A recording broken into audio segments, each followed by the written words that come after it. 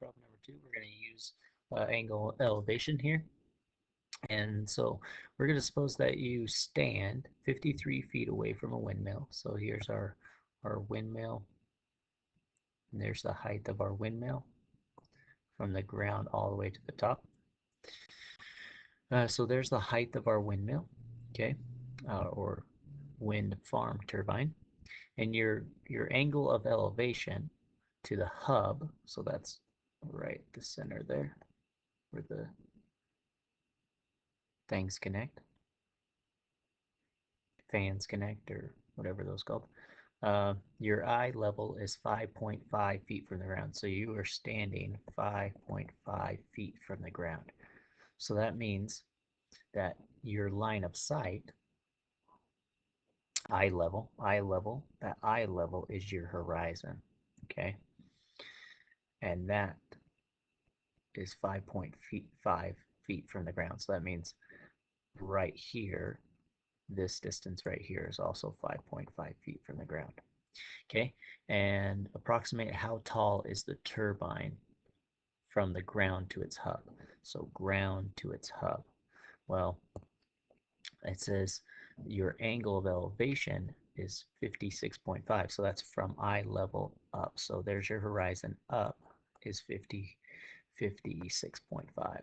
So there's your angle of elevation right there. So from your line of sight up to the hub is 56.5. And then you stand 53 feet away. And so you have a triangle right here. But this X right here is not the height. You have to add your height of from the ground to your line of sight is 5.5. So after we find X, you're going to add 5.5 to it. So our height of the turbine from the hub to the ground is 5.5 plus your X.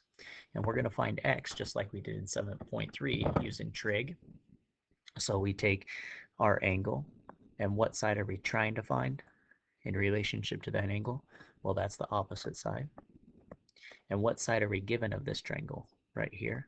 That'd be the adjacent, right? Because this is the hypotenuse. So which trig function deals with opposite and adjacent? If we remember, so toa,